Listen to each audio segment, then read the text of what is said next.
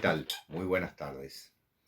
Nuevamente en otra emisión de Con el Hilo de Ariadna. Este programa que con Diego hacemos separados, pero en el que trabajamos con la mitología, con esta pasión por la mitología que sentimos y con temas que por las repercusiones que estamos recibiendo son de su interés. Hoy con un tema general.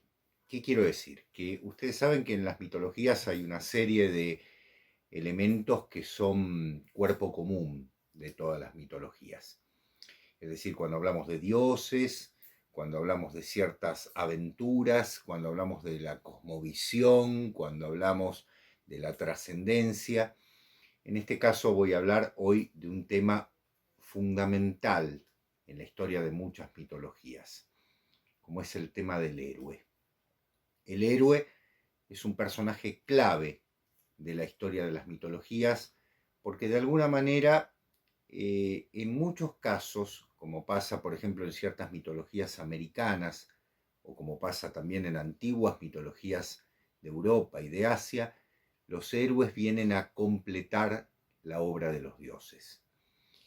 Y para reafirmar esto, valga decir que la mitología tradicional en muchos casos no habla de un mundo terminado, de un mundo cerrado, de una creación absoluta, sino más bien de un mundo de imperfecciones, en el que pareciera que tiene que aparecer una especie de ser, si se me permite, semi-sobrenatural, semi-divino, que lleve adelante una cantidad de obras y que las complete en cuanto a la obra que los dioses han realizado. Es un tema que a mí me ha apasionado muchísimo, siempre. Eso me llevó a escribir un libro que ahora, gracias al trabajo de la editorial Matrioska, se va a reeditar de manera revisada y aumentada, que es el libro El sacrificio del héroe. Estaba agotado, había sido editado aquí en Argentina por una editorial local, y ahora se va a reeditar en Matrioska, revisado y aumentado, con una serie de... Imagínense que es un libro que ya tiene unos 5 años y que en este caso yo he investigado más, hay mucha más investigación, hay muchas más publicaciones y eso me permitió ahondar en muchos más aspectos. Cuando hablamos del héroe, ¿de qué hablamos? Bueno, fundamentalmente estamos hablando de un ser que en muchos casos, como decía antes, es un ser semidivino, que viene a completar la obra de los dioses. Pero también es un ser que tiene que pasar, en muchos casos, una vida desgraciada. ¿Por qué? Bueno, vamos a decir que las características fundamentales de un héroe son que generalmente tiene un nacimiento particular, es decir, algo que lo separa de los demás seres humanos, que tiene que pasar una serie de pruebas para llegar a obtener la mano de la hija de un rey, de una princesa, en muchos casos, que tiene que enfrentarse a seres sobrenaturales, que tiene que organizar de alguna manera, digo de alguna manera porque en algunos casos se da de forma distinta, que tiene que organizar, decía, a una sociedad, que tiene que enseñarle algo a una sociedad, ese sería el fin pedagógico que tiene el héroe. Pero hay una característica que no ha sido marcada por muchos pensadores, por muchos investigadores del tema, y que en ese caso yo me centré en este libro El sacrificio del héroe, en centrarlo, que es el tema, destacarlo, que es el tema de la pérdida de la libertad. ¿Por qué? Porque el héroe tiene un destino, es decir, está marcado de forma tal que su vida responde a una finalidad específica. Generalmente lo que podríamos llamar la derrota del héroe, por eso yo lo he llamado el sacrificio del héroe, este libro,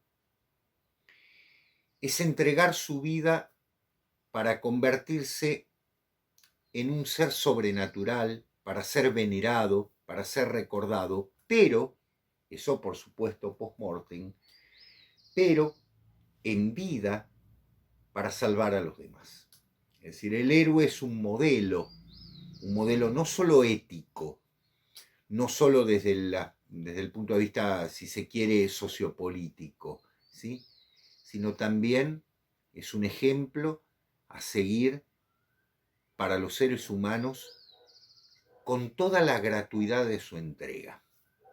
Es decir, el héroe es un personaje que en muchos casos, valga reconocerlo, entrega su vida por algo que a la vida cotidiana, en los cánones, digamos así, de nuestra vida mercantilizada, de nuestra vida con precios y sin valores, como diría Oscar Wilde, el héroe parece un tanto tonto, un tanto idiota, porque está haciendo algo para no obtener ningún beneficio económico, ningún beneficio desde el punto de vista material, sino para trascender, para llevar más allá su lucha, para convertir a la humanidad en un elemento que permita justamente encontrar un camino, si se quiere, de salvación o de superación en muchos casos. Claro, cuando pensamos en héroe, imagínense, para nosotros nos surge inmediatamente la imagen de un Aquiles, de un Odiseo o Ulises, de un Eneas, ¿no? De un Gilgamesh, ¿no? Para tomar héroes de distintas culturas. Incluso podríamos llegar a discutir si los héroes no fueron en algún momento divinizados, como pensaba Evhémero, como es el caso de Odín, o como es el caso de Dionisos en la tradición griega. Incluso los grandes héroes de la tradición germánica, no estoy pensando fundamentalmente en un Lohengrin, en un Parsifal, ¿no? Que son esos personajes, obviamente, en un Sir Lancelot, en todo el ciclo artúrico. Y aquí en América también los grandes héroes de la tradición maya, que están representados en el Rabinal Achí, y que en muchos casos se nombran también en el Popol Vuh o Pop Vuh, el gran libro del pueblo maya quiché. Es decir, en algunos casos parecieran convertirse en divinidades luego de los trabajos realizados, y es justo que así lo sea, porque esos trabajos modifican la historia de la humanidad. No estoy hablando de titanes, ya Diego les habló en algún caso de Prometeo, es decir, estos seres que fueron previos al triunfo definitivo de los dioses y que vienen a representar una etapa diferente de la historia, digamos así, divina, de la historia sagrada, de la historia mitológica, sino de seres humanos con capacidades divinas, en algunos casos con orígenes semidivinos, como pasa con Hércules, como pasa con Aquiles, o como en la mayoría de los héroes de la tradición. Cuando clasificamos a los héroes, y ustedes saben que en algún sentido esta manía, digamos, cientificista ha llevado a querer encasillarlos, en muchos casos, los héroes han sido clasificados desde un punto de vista muy particular. Están los héroes épicos, es decir, aquellos que se destacan por su valentía en la guerra, por su valentía desde el punto de vista, digamos, militar, por su organización política, como puede llegar a pasar con ciertos héroes de la tradición también espartana. En algunos casos llamamos a algunos héroes trágicos, y aquí viene la particularidad del pueblo griego. Estoy hablando en el caso de Edipo, porque Edipo no podría ser tomado por nadie como modelo, ¿no es cierto? No es un héroe guerrero, no es un caballero que se enfrenta a fuerzas sobrenaturales, sino que padece una cantidad de desgracias para descubrir quién es él mismo, e incluso para poder salvar a su pueblo, para convertirse en lo que los griegos llamaban fármacos, es decir, aquel que es de alguna manera un contaminado que va a ser sacrificado en pro de su pueblo, para salvar a su pueblo, en este caso Tebas. Es decir, en ese caso hablamos de héroes trágicos. Estoy pensando también en las grandes heroínas, ¿no? El caso de Antígona, que a ustedes les será reconocible, la hija de Edipo, que sacrifica su vida por cumplir con un ritual antiguo por hacer descansar en paz a su hermano Polinices, al que no se le permite ser enterrado, por una decisión exclusivamente leguleya, si se me permite el término. Ahí tenemos los héroes trágicos. Pero con la literatura surgieron una cantidad de héroes que, si bien no pueden ser considerados dentro de la mitología, son parte, la gran herencia que deja la mitología a la literatura moderna, por decirlo de una manera, con características de héroe. Primero los voy a nombrar y después me voy a detener un momentito en ello. Como es el caso de Hamlet, que es un héroe de características, podríamos decir, filosóficas. Hamlet no es un héroe guerrero, tampoco es en algún sentido un héroe de características semidivinas, es un ser humano, pero lo que hace, lo que lleva adelante, las pruebas que pasa, la enseñanza que deja y su propio sacrificio, orientan su vida en el camino del héroe, es decir, entrega su vida para que se sepa una verdad, que es una verdad muy profunda. Recordemos que en Hamlet, y en este caso me haría falta el diálogo con Diego, ¿no? Fundamental, que le ha escrito su hermoso libro y todo el resto es silencio. Hamlet, no olvidemos que en algún momento le dice a Horacio, hay más cosas entre el cielo y el infierno de los que puede concebir tu filosofía.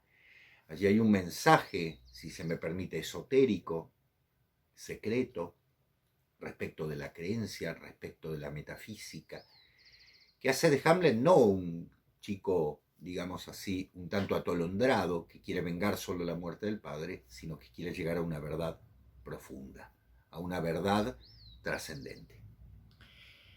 Y decía lo de la literatura porque si ustedes toman en cuenta lo que ha ocurrido desde el siglo XIX, fundamentalmente hacia aquí, la literatura, como dice el gran Roberto Calasso, fue la patria de recepción de los dioses, ¿no? En ese gran libro al que le dedicamos nuestro primer programa de la última página, el número 1, ¿no?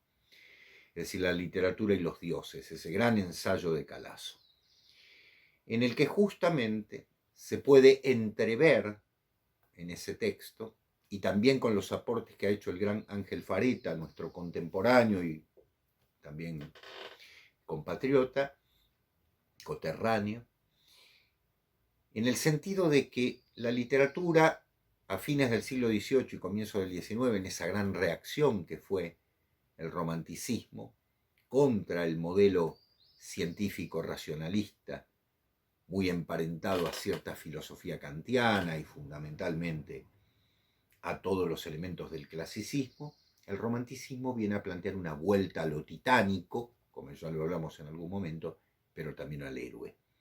Un héroe que entrega su vida, que se sacrifica, que se suicida incluso, sobre la base de algo que es gratuito, porque no recibe ningún premio material, sino que es la gloria de haber logrado triunfar sobre una verdad que es generalmente la mentira de la burguesía, la mentira de una sociedad, digamos así, chata, sin trascendencia, porque sabe que hay un principio trascendente más allá.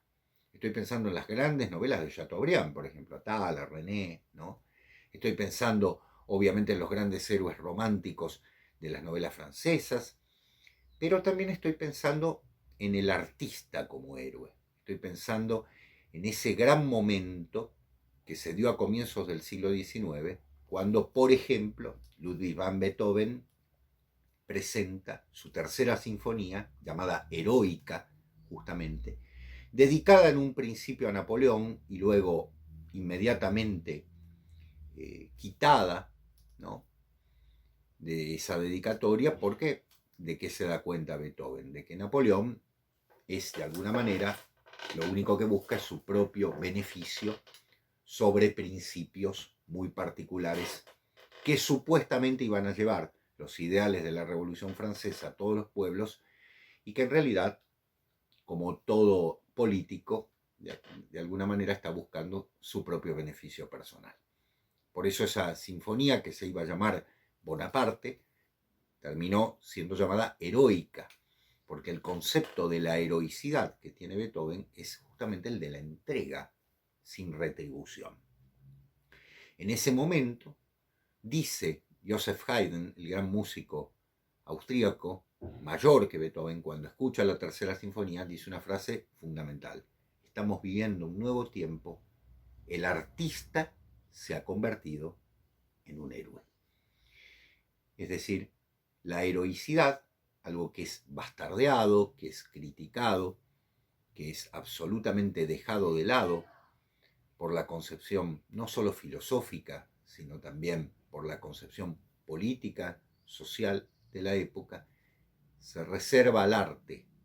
El artista pasa a ser el gran héroe, el que piensa que hay algo trascendente, hay algo que no puede ser concebido científicamente, que solo puede ser concebido por el arte como elemento de un lenguaje simbólico trascendente, que los románticos intentaron llevar adelante, aunque de manera, en cierto modo, frustrada, porque ustedes saben que el romanticismo terminó en una especie de agotamiento suicida en muchos casos, pero que el arte mantuvo, sobre todo como herencia luego en el simbolismo, en un Baudelaire, por ejemplo, en esos artistas que concibieron la idea de enfrentar a esa humanidad mercantilizada con una forma de vida absolutamente inadecuada para la moral de la época.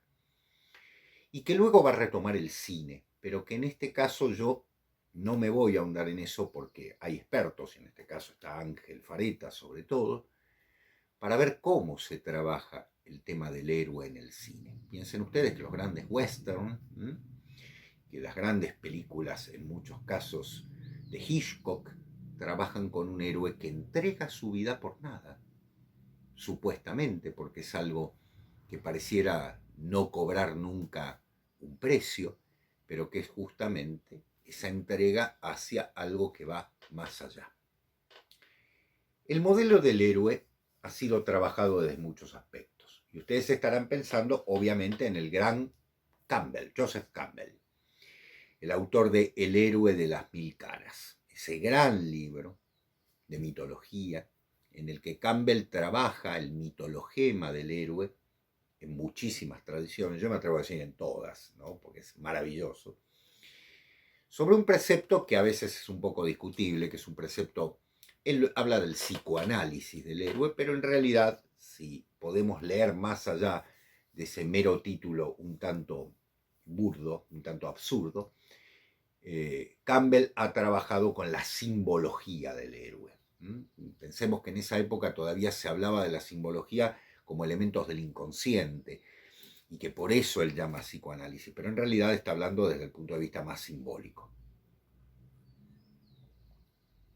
Campbell llega a concebir, más que a concebir, a subrayar la idea de que el héroe es un elemento común a todas las tradiciones, australiana, la india, europea, americana, africana, donde querramos hay elementos heroicos.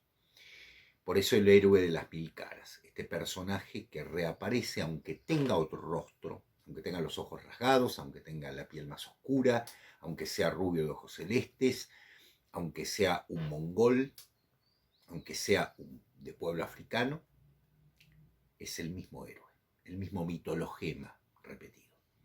No voy a andar en Campbell porque también hicimos un programa sobre él que los invito a leer, pero sí trabajar sobre el siguiente aspecto.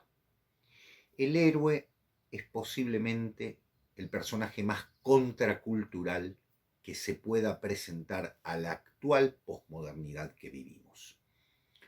Por varios puntos. Primero, por lo que he dicho, porque no busca una retribución material. Segundo, porque vive un sacrificio. Ese sacrificio, la entrega de su vida, no es un sacrificio desde el punto de vista de un ajuste de cuentas o, si se quiere, de un ajustarse el cinturón. Vieron que en estos momentos muchos políticos nos hablan de los sacrificios económicos. La palabra sacrificio, en ese caso, yo diría que es una profanación usarlo. Un sacrificio es un trabajo sagrado, ¿no? Y lo que hacen los economistas no es exactamente eso, sino más bien la entrega de su vida por un fin que va más allá de esta dimensión humana, pero sí para salvar a la humanidad, sí para marcarle a la humanidad un principio clave, que es el principio de una vida que tiende hacia algo más que lo meramente material, biológico o psíquico. Porque aquí viene el tema. No es solamente un elemento psíquico, es un elemento metafísico. El héroe es preciso que exista, el héroe y la heroína son precisos que existan porque de ellos se nutre una comunidad para saber que es tal. Voy a tomar, por ejemplo, el caso de una tradición bien cercana a nuestro país, a la Argentina. Digo nuestro porque es el país en el que he nacido, al que pertenezco, pero bueno, este programa lo miran en muchas partes del mundo. Estoy hablando de la tradición andina, muy cercana a nosotros, donde se da la imagen no de un dios creador, que es otro caso, sino de un héroe civilizador. Y me estoy refiriendo a la tradición andina con ese gran personaje que es Viracocha o Huiracocha, como se quiera pronunciar, que es un personaje que tiene las características justamente de venir a enseñar a los seres humanos un modelo de corrección, de progreso desde el punto de vista metafísico, pero también de cultivo, de cultura, porque eso significa cultura, ¿no? No significa lo que está en un museo o las demostraciones que se puedan hacer de ciertos, digamos así, eventos supuestamente culturales para comer sanguchitos y tomar champagne, sino que la cultura es lo que cultiva, lo que sirve justamente para la transformación, para el culto de una civilización que se siente enraizada. Nunca más que la tradición inca, aymara, quechua, tiahuanateca, en la que Viracocha desarrolló todo un conocimiento para llevar adelante a un pueblo que fue capaz de construir la famosa ciudad de Tiahuanacu, con esos megalitos impresionantes, y desarrollar una verdadera alquimia de la piedra. Alquimia de la piedra que ha sido confirmada no ha mucho tiempo por uno de los más importantes científicos de nuestro tiempo, que ha trabajado desde el punto de vista justamente más profundamente científico. ¿Cómo hicieron para llevar estas enormes piedras? En realidad no las llevaban, sino que las transformaban desde el punto de vista químico, o si se quiere, alquímico, como me interesa más relacionarlo.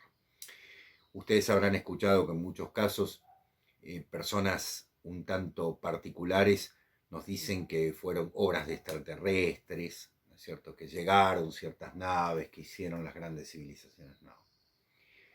El ser humano ha vivido etapas, según la mitología, y muchas de las leyendas que cuentan los pueblos originarios, se habla en la zona de Bolivia, en la zona de Perú, de plantas que los antiguos manejaban para derretir las piedras. Eso ha sido confirmado, ha sido confirmado por estas últimas investigaciones, que son de 2017-2018, que les invito a ver. En YouTube pueden poner Tiahuanacu y van a encontrar todas las explicaciones científicas sobre el caso.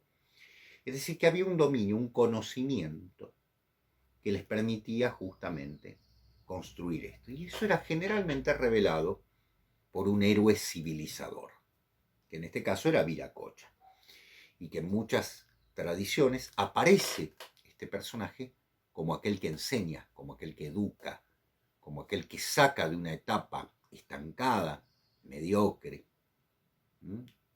digamos así, del peor hierro, para llevar adelante a la civilización humana hacia un conocimiento mucho mayor. El héroe tiene un valor fundamental. Es la persona a la que tomamos como modelo, es la persona que tomamos como una especie de adalid para que una sociedad vea en él el mayor de los sacrificios, compruebe en él el mayor de los sacrificios. El sacrificio es algo que está ligado al origen de la humanidad, al origen del universo.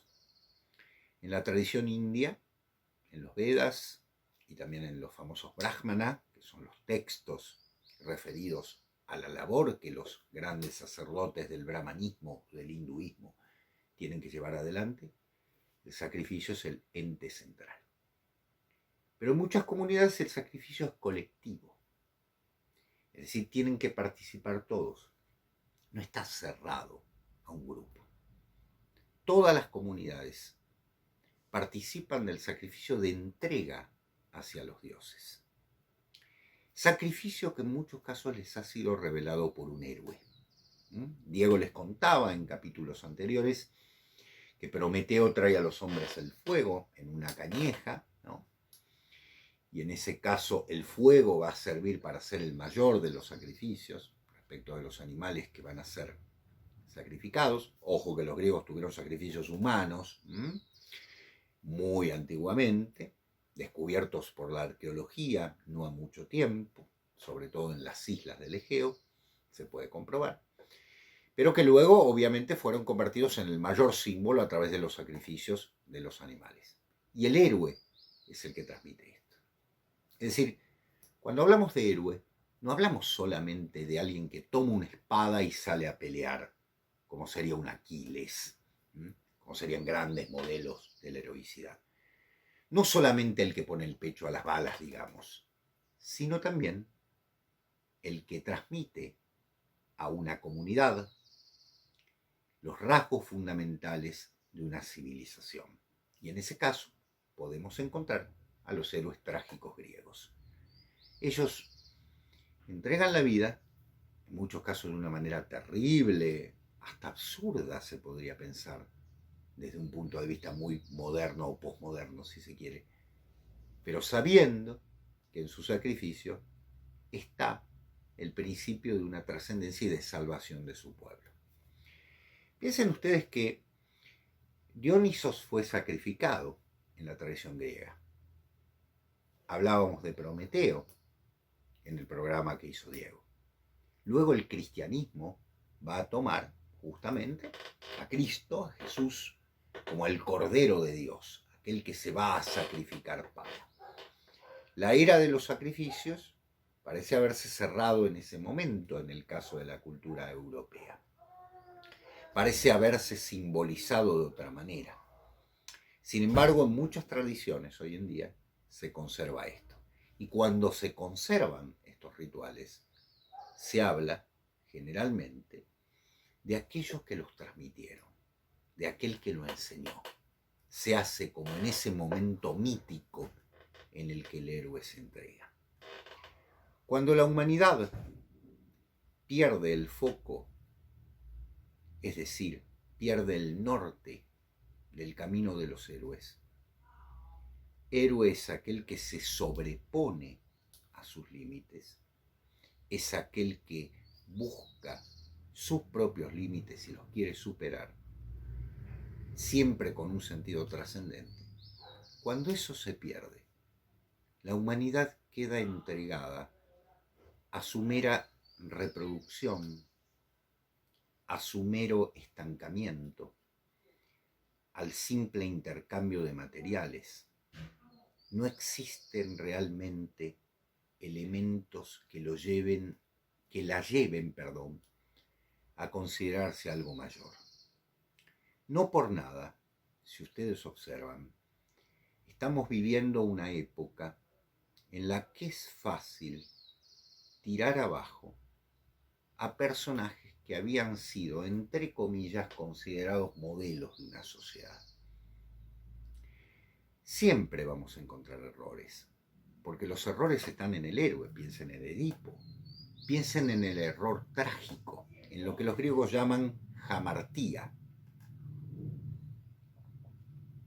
Hamartía en griego significa errar el blanco, es decir, el héroe erra el blanco.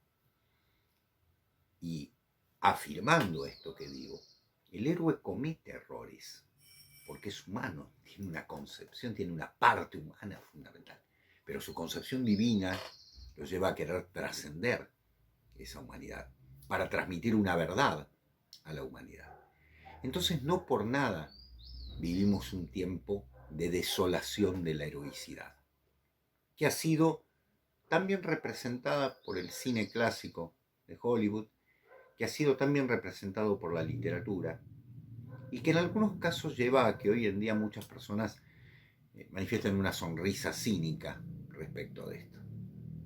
Pero aquella humanidad que no tiene héroes, aquella humanidad que no encuentra a sus héroes, tarde o temprano termina descubriendo que lo único que tiene que hacer es vivir en la inmanencia más chata, en la inmanencia estructural más chata, que no hay un verdadero norte para superar y que los héroes parecen ser tontos. No me asombra, porque realmente cuando uno lee a muchos de los pensadores posmodernos, que disfrutan en muchos casos de las canonjías de las universidades mejores del mundo, para demostrarnos justamente que lo único que nos queda es consumir, producir desde el punto de vista material, ¿no? Y vivir una vida sin trascendencias, evidentemente lo hacen porque hay toda una intención. Por eso les decía, no es contracultural tirar piedras a los héroes, sino buscarlos y encontrarlos. Y saber que esos seres humanos que dan su vida por un elemento trascendente son los modelos que la humanidad espera. Cuando yo en este libro decía al comienzo una frase muy particular, ¿no?, refiriéndome a la tragedia, decía que la tragedia estaba terminada, me refería específicamente, perdónenme que lo voy a buscar, porque una frase que Diego citó varias veces: la búsqueda del ser deviene mito. La impaciencia que la existencia cataloga como estructura racional solo encuentra respuestas suprarracionales en la mitología, ese estadio que explicita la existencia como un hecho trágico. Lo trágico no es desagradable. Obviamente que asumir una tragedia para todos es un enorme dolor, pero esa prueba que debemos pasar es necesaria. La vivimos todos, en la vida cotidiana, en los golpes cotidianos, porque la vida inevitablemente tiene un hecho trágico, inevitable. Todos sabemos cuál es. El hecho es que nos quedemos en la mirada inmanente y que pensemos solamente en instancias de intercambio biológico, celular, en simplemente un funcionamiento eléctrico de neuronas, o pensemos que la trascendencia que tenemos, esa hambre de trascendencia que tenemos los seres humanos, se puede cumplir con la materia heroica. Valga pues decir que todos los pueblos originarios tienen sus héroes y los siguen, y siguen un culto a ellos. Eso ha derivado en ritos, ha derivado en enormes cultos, que no necesariamente en muchos casos a veces se comprenden del todo, pero que no importan. Yo a veces digo, los grandes rituales tal vez no los comprendamos del todo, pero es necesario que se cumplan así como son. ¿Por qué? Porque devuelven al ser humano ese momento, porque lo abstraen del momento que está viviendo para devolverlo al momento mítico, porque son el elemento catártico necesario que los griegos comprendieron en la tragedia. En otros capítulos iremos viendo algunos héroes. Seguramente vamos a retomar, por supuesto, a Hércules, por supuesto, a la gran tradición griega, pero también nos vamos a referir a ciertos héroes menos conocidos de otras tradiciones. Yo ya me ocupé en algún momento de Gilgamesh, pero también quiero contarles que ha habido grandes héroes con marcas comunes en otras civilizaciones, en otras tradiciones, y que su legado sigue vivo, no solo en el arte, sino en aquellos pueblos que se sienten fuera de esta cosmovisión falsa, inmanente, para ser lo que verdaderamente son. Les agradezco enormemente el apoyo que nos dan, las críticas, las sugerencias. Y bueno, en este año que está pronto a terminarse, ya nos quedan muy poquitos programas. Esperemos poder seguir ahondando con otras mitologías. Ya volveremos a otros temas, ya volveremos a este también. Y agradecerles infinitamente. Adiós y gracias.